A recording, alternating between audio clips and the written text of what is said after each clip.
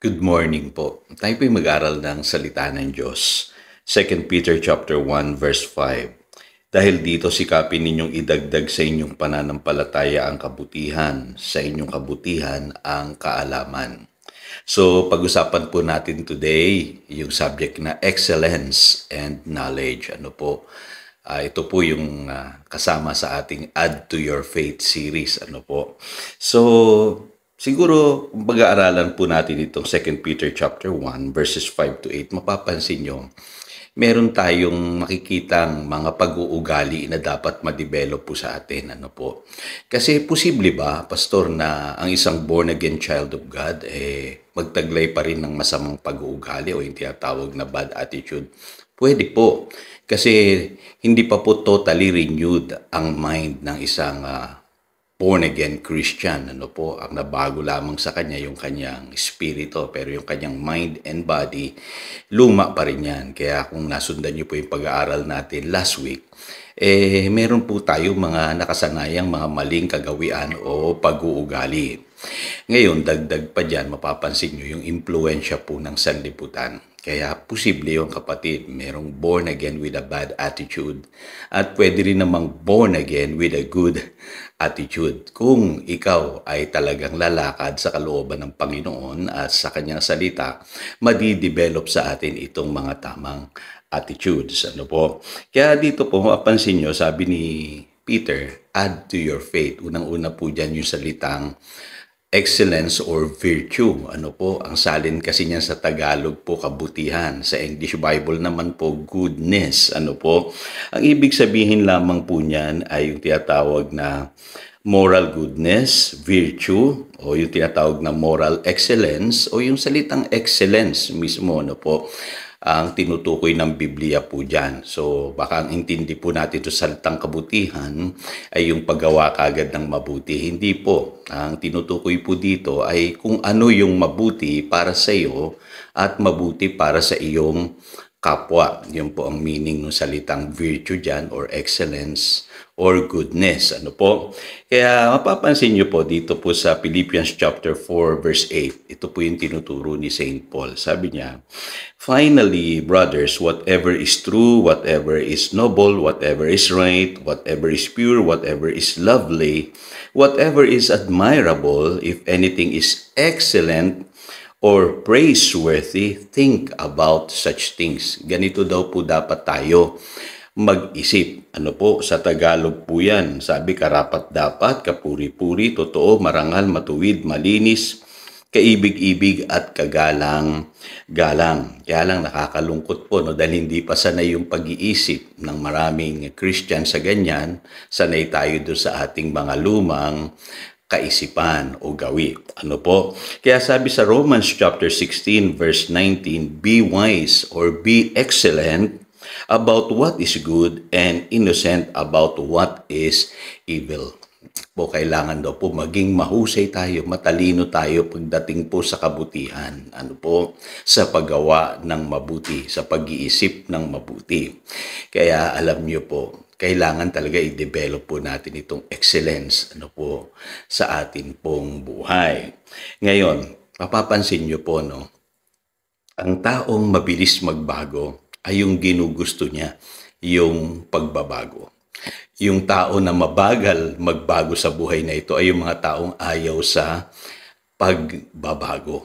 Kaya alam niyo po, sasanayin natin yung ating pag-iisip, na dapat gustuhin natin yung pagbabago para mabilis po yung pagbabago sa ating buhay. Kaya dapat ang isang Kristiyano gusto niya ng pagbabago, gusto niya ng mabuti, gusto niya ng maganda, gusto niya ng maayos, gusto niya ng tama o matuwid, gustuhin niya yung malinis.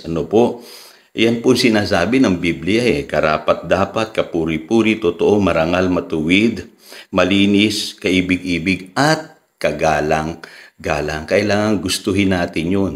Kaya lang nakakalungkot, may mga tao talaga na mas ginugusto nila yung pangit, yung hindi malinis, yung madumi, yung magulo na buhay, maraming tao mas gusto nila yung mga ganoon, at kakalungkot kaya mabagal ang pagbabago.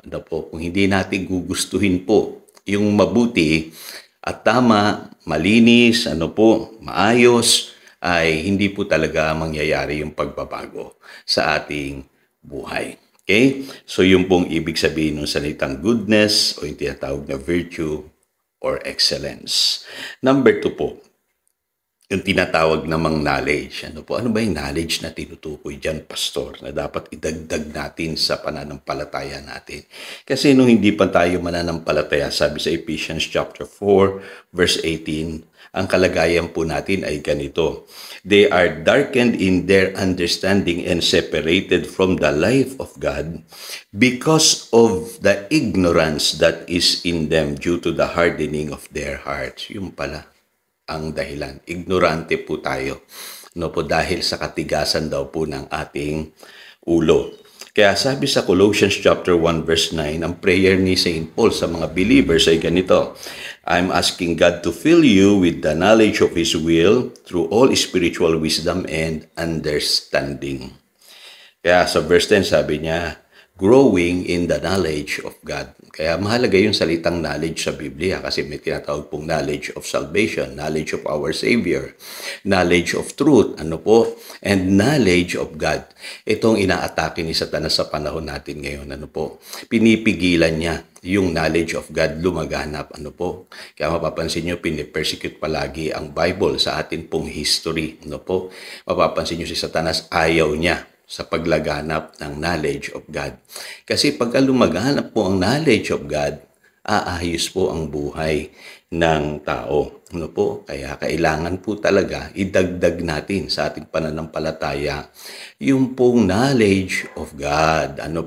Kaya lang masakit na katotohanan, again, maraming tao ayaw matuto o ayaw magpaturo. Nire-reject nila ang katotohanan. Alam niyo po, yung taong mabilis magbago ay yung tao po na willing matuto. Yung pong tao na gustong magpaturo. Kaya dapat i-develop natin po sa buhay natin yan.